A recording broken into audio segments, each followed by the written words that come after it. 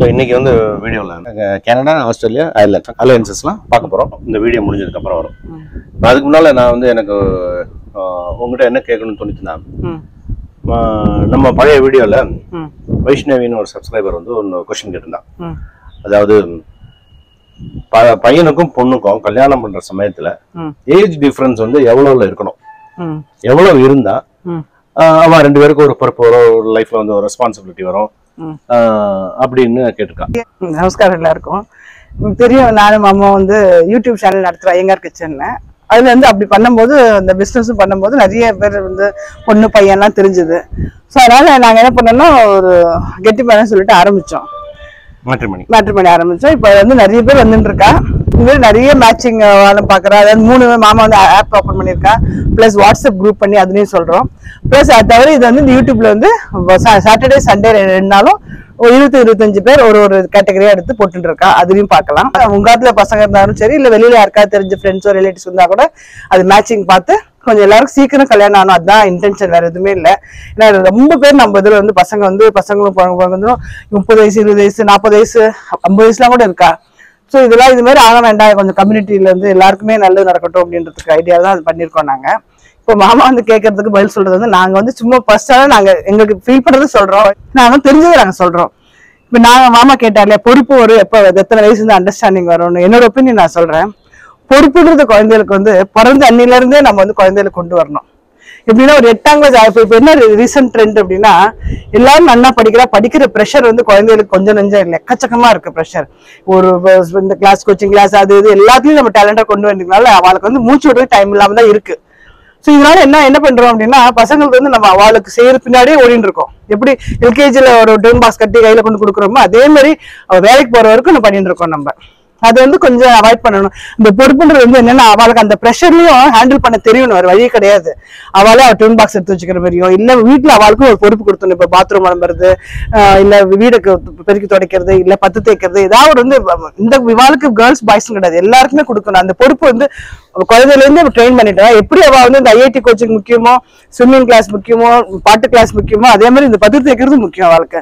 Daily முடியாட்டா கூட at least Saturday Sunday அப்படின்னு கொடுத்து அந்த பொறுப்பு வந்துருச்சுன்னா நிறைய ப்ராப்ளம் சால்வ் ஆயிடும் பின்னாடி நினைக்கிறேன். ஏன்னா முன்னாடிலாம் வந்து யாரோ ஒருத்தர் சம்பாதிச்சுட்டு இருந்தா ஒருத்தர் ப்ரெஷரா இருப்பா, அதுல இன்னொருத்தருக்கு கொஞ்சம் ரிலாக்ஸா இருந்தா. அப்படி கிடையாது, 2 பேருமே ப்ரெஷரா ஓடும் போது எல்லா வேலையும் 2 பேருமே சேர்ந்து செய்யற மாதிரி தான் இருக்கு. கொஞ்சம் ஆத்துக்காரியமும் நம்ம பண்றதுக்கும் கொஞ்சம் வந்து 2 பேருமே பழக்கணும், கொஞ்சம் சின்ன வயசுல இருந்து. क्वेश्चन என்னன்னா, எவ்வளவு ஏஜ் டிஃபரன்ஸ்ல பண்ணலாம்?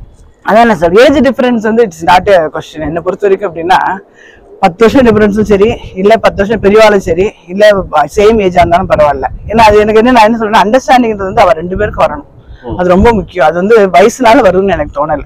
நான் வந்து ஜாஸ்தியா சொல்றேன், என்னோட ஒப்பீனியன் சொல்லிட்டு இருக்கேன். நான் அண்டர்ஸ்டாண்டிங் வந்து என்னோட என்ன சொல்றேன்னா, வயசு வந்து முக்கியம் கிடையாது, அண்டர்ஸ்டாண்டிங் வந்து அவ 2 பேருக்கு வரணும்.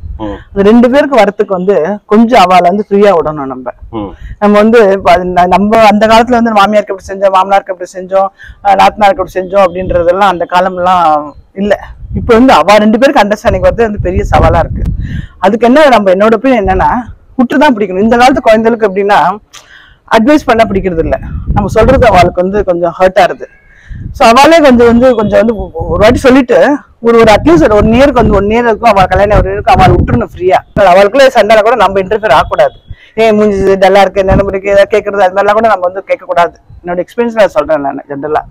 ஸோ அவளே வந்து ஒரு சண்டை வந்தா கூட நாளைக்கு எப்படி சமாதானம் ஆகிக்கணும்னு அவளுக்கே தெரிஞ்சு நம்ம இன்டர்ஃபியர் ஆகிறதுனால தான், பேரண்ட்ஸ் இன்டர்ஃபியர் ஆகிறதுனால தான் அண்டர்ஸ்டாண்டிங் வந்து திருப்பி எகைன் ஒரு பெரிய கொஸ்டினா இருக்கு எல்லாருக்கும். அது தனியா போயிருக்கணும்னு சொல்லல, தனியா இருந்தா வெல் அண்ட் குட், தனியா இருக்கட்டும். அப்படி இல்லை அப்படின்னா அட்லீஸ்ட் ஆத்துலதான் ஒன்னா இருக்கும் அப்படின்னும் போது நம்ம வந்து அவ விஷயத்துல இன்டர்ஃபியர் ஆகக்கூடாது. எப்படி நம்ம வந்து குழந்தை வந்து ஒரு குழந்தை உப்பு இல்லாம சமைச்சா கூட என்ன சொல்லுச்சு, 6 வயசுல குழந்தை சமைச்சதுன்னா அப்பா பெரிய விஷயம், குட் அப்படின்னு சொல்லிட்டு அப்ரிஷியேட் பண்றோம். அதே மாதிரி தான் நம்ம எல்லாத்தையும் அவள்கிட்ட அப்ரிஷியேட் பண்ணிட்டு சொல்றது வந்து கொஞ்சம் பக்குவமா பார்த்து. இப்ப இருக்கிறது சவால் வந்து பேரண்ட்ஸ்க்கு தான். இப்ப கல்யாணம் பண்ணும்போது ஒரு 20-25 வயசு, பேரண்ட்ஸ்க்கு வந்து ஒரு 50-60 வயசு. யாருக்கு கத்துக்கிறது ஈஸி?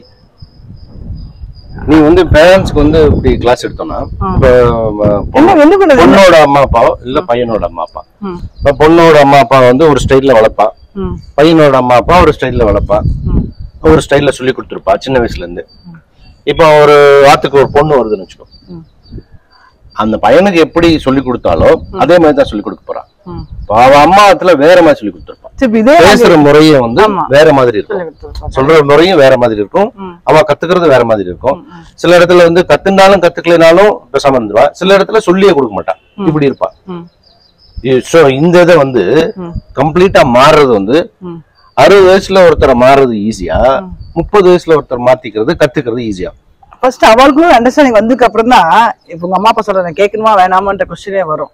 அதுக்கு வந்து ஒரு இதான் இருக்கணும், நம்ம வழியே கிடையாது. இப்ப இருக்க ஜெனரேஷன் வந்து என்னன்னா எப்படி இருக்கான்னா, அந்த காலத்துல வந்து சின்ன வயசுல கல்யாணம் பண்ணா 2 பேருக்கும் அந்த பக்குவம் இருந்ததுன்னா என்னன்னா வந்து சொல்லி ஆரம்பத்துலேயே வளர்க்கும் போது மாமியார் சொன்னா கேட்டுக்கணும், மாமனார் சொன்னா கேட்டுக்கணும் அப்படின்ற ஒரு பக்குவத்துல வளர்த்துருப்போம். இப்ப அப்படி கிடையாது. ஏன்னா 2 பேருமே இன்ஃபேக்ட் பசங்களோட பொண்ணுங்க வந்து இன்னும் சம்பாதிச்சு நன்னாவே இருக்கா, பாக்கிறதுக்கும் எல்லாத்துக்குமே நல்லா இருக்கா. அப்படின்னும் போது அவளை வந்து வழக்கம் இல்லை, அந்த மாதிரி வழக்கம் இல்லை. ஏன்னா அந்த மேல் டாமினேட்டர் சொசைட்டில இருந்து வந்ததுனால நம்ம அது இன்னும் கொஞ்சம் இருக்கு, இன்னும் ஃபுல்லா போலன்னு சொல்ல முடியாது. மேல் டாமினேஷன் வந்து இன்னும் கொஞ்சம் இருக்கிறதுனால இப்போ இது வந்து இப்போ நம்ம வந்து மாமியார் வந்து மாட்டு பண்ண சொல்லி கொடுக்கலாம், இது இந்த மாமியார் வந்து மாப்பிள்ளை சொல்லி கொடுத்தா அது பெரிய பிரச்சனையாகும். அது என்னன்னா நம்மளால எடுத்துக்க முடியாது. இன்னும் இவ வந்து நம்ம சொல்ற நம்ம பையன் சொல்லி கொடுக்குறாளா அப்படின்ற மாதிரி ஒரு ஈகோ வர சான்சஸ் இருக்கு. அதுக்கு தான் நான் என்ன சொல்றேன், 2 பேரும் ஒதுங்கி போயிடணும். சொல்லாமே அப்படி இருக்க முடியாது. கொஞ்சம் போய் நடுவில் ஏதாவது விபத்து ஆச்சுன்னா தனியா 2 பேரும் ஒன்னா கூப்பிட்டு உட்கார வச்சு சொல்லலாம், இது மாதிரி இருக்கு நீங்க மாத்தினா நல்லது அப்படின்னு. அதுவும் ஒரு 6 வருஷத்துக்கு வந்து சொல்லக்கூடாது எதுவுமே. நம்ம வந்து அவளை விட்டுதான் பிடிக்கணும். அவ 2 பேரும் வந்து ஆகும்போது என்ன ஆகும்னா, நான் வேலைக்கு போய் சம்பாதிக்க அவளை படிச்சிருக்கான்னும் போது அவளுக்கு தெரியாதா எப்படி அண்டர்ஸ்டாண்ட் பண்ணிக்கணும், அவ அண்டர்ஸ்டாண்ட் பண்ணி விடணும். அவ வழியில அப்புறம் இந்த வழி நம்ம பார்த்து வழி இப்படி கிடையாது அப்படின்றத சொன்னோம்னா, நம்ம கொஞ்சம் அன்பா இதுவா இருந்தோம்னு வச்சுக்கோங்களேன், ஆட்டோமேட்டிக்கா வந்து குழந்தைல வந்து சரி அம்மா அப்பா சொல்றது மாமியார் அம்மா சொல்றதை கேட்டுக்கலாம் அப்படின்னு நம்ம சைடுக்கு வருவோம். அதுக்கு வந்து மெயின் என்ன, அதுக்கு என்ன, அதுதான் நான் சொல்லி இந்த மாதிரிலாம் பிரச்சனை வருது எப்போ அப்படின்னா, கல்யாணம் வந்து 40 வயசுல 30 வயசுல பண்றதுனால தான். 20 வயசுல 25 வயசுக்குள்ள கல்யாணம் பண்ணிடணும். ஆக்சுவலி 2 பேரும் டுகெதரா அவன் வந்து இந்த கேரியரை இம்ப்ரூவ் பண்றதாகட்டும் பண்ணும்போது நல்ல அண்டர்ஸ்டாண்டிங் வந்து லைஃப்ல அவன் நல்லா இருப்பாங்க. ஏன்னா சேலஞ்ச் நிறைய ஃபேஸ் பண்ணுவா. நம்ம சேலஞ்சே கொடுக்குறது இல்லை, எல்லாம் நல்லா செட்டில் வீடு வாசல் காரு எல்லாம் இருக்கணும். அப்புறம் தான் அப்படின்னா அதனால என்ன ஆகுது, லேட் ஆகுது. அந்த எந்த வயசுல என்ன என்ஜாய் பண்ணணுமோ அதை என்ஜாய் பண்றது இல்லாம போய் குழந்தைல வந்து ஒரு மாதிரி லைஃப் வந்து அப்படியே வெறுத்து போய் ஓடிட்டு இருக்கு எல்லாருக்கும், வெறுத்துலேயே ஓடிட்டு இருக்கு. அதுக்கு வந்து அதனால என்னன்னா சீக்கிரம் கல்யாணம் பண்ணிட்டு கொஞ்சம் அம்மா அப்பா கொஞ்சம் பொறுமையா தான் இருக்கணும். அண்டர்ஸ்டாண்டிங் வந்து வயசு முக்கியமே கிடையாது. நீங்களே சொல்லியிருக்கீங்கல்ல, சொல்லுங்க. ராமாயண மகாபாரதத்துல வந்து நம்ம எல்லாத்தையுமே பாக்குறோம். வயசு 10 வருஷம் டிஃபரன்ஸ் கல்யாணம் பண்ணுவாலும் சரி, இல்ல 10 வயசு பெரியவா கல்யாணம் பண்ணாலும் சரி, இல்ல சேம் ஏஜ்ல பண்ணிட்டு இருக்கா நம்ம புராணத்துல இருக்கு. ஜாதகம் வந்து என்ன கேட்டா ஜாதகத்துக்கு போகவே வேண்டாங்கிற. 15 வயசுல கல்யாணம் பண்ணோம்னா ஜாதகம் எடுத்துக்கணும். இப்போ வந்து வயசு 25 மேல எல்லாரும் எடுக்கிற ஜாதகத்தையே கல்யாணம் பண்ணணும் நினைக்கவே நான் தாட்டே வருது. அப்படின்ற பட்சத்துல ஜாதகமே வேண்டாம். ஃபேமிலி இந்த ஃபேமிலி பிடிச்சிருக்கா, அவ 2 பேருக்கும் ஓரளவுக்கு அண்டர்ஸ்டாண்டிங் பார்த்தோன்னே ஓகே பேசுறோன்னே ஓகே பிடிச்சிருக்கு அப்படின்னா டக்குன்னு ப்ரொசீட் பண்ணிடணும், வேற எதுவுமே பண்ணக்கூடாது. நான் சொல்லல, இப்ப டாக்டர் வெங்கடேஷன் சரி துஷ்யன் சேதும் சரி எல்லாருமே சொல்றாங்க ஜாதகத்தை வந்து அவ்வளவு நீங்க பிரதானமா எடுத்துக்காதீங்க அப்படின்னு. அதனால அது வந்து அந்த நட்சத்திரமும் நிறைய இருக்கு. அது வந்து அடுத்த வீடியோல பேசலாம். அந்த கான்ட்ரவர்ஷியல் இருக்கு, இந்த நட்சத்திரம் அந்த நட்சத்திரம் நிறைய பேர் சொல்லியிருக்காங்க, வேற அது அப்புறம் பேசலாம். பட் வந்து நான் சொல்றதோட நீங்க வந்து கரெக்டா ராமாயண மகாபாரதம்னு சொல்லுவீங்க எந்த ஏஜ் டிஃபரன்ஸ் கல்யாணம் அப்படின்னு நீங்க சொல்லுங்க. இப்ப ராமாயணத்துல எடுத்துக்கேன், ராமனுக்கும் சீதைக்கும் 6 வயசு வித்தியாசம். சீதையோட ராமன் வந்து 6 வயசு பெரியவன், அப்படிதான் கல்யாணம் பண்ணான். அதே இது ராமனோட அம்மா பார்த்தேன்னு வச்சுக்கோ, தசரதனுக்கும் கோசலைக்கும் ஆல்மோஸ்ட் ஈக்குவல் வயசு அப்படிம்பா. தசரதனுக்கும் கௌசல்யாவுக்கும் சேம் ஏஜ் அப்படிம்பா. அது மகாபாரதத்துல பார்த்தேன்னா ராதே கிருஷ்ணா பார்த்தேன்னு வச்சுக்கோ, ராதைக்கு வந்து கிருஷ்ணனோட வயசு ஜாஸ்திம்பா. 1 வயசு 2 வயசுன்னு சொல்றவாலும் உண்டு. 5 வயசுக்கு மேல ராதை வந்து பெரியவா அப்படின்னு சொல்லுவான். அவன் கல்யாணம் ஆகல, பட் மனசுல நினைச்சுட்டு இருந்தா, 2 பேருமே ஆசைப்பட்டான். சோ இந்த 3 கப்பலுமே அண்டர்ஸ்டாண்டிங்க்கு இன்னைக்கு வரைக்கும் பேர் போன கப்பல். அவ வந்து மனசெலவுல ஒரு நிமிஷம் கூட பிரியல.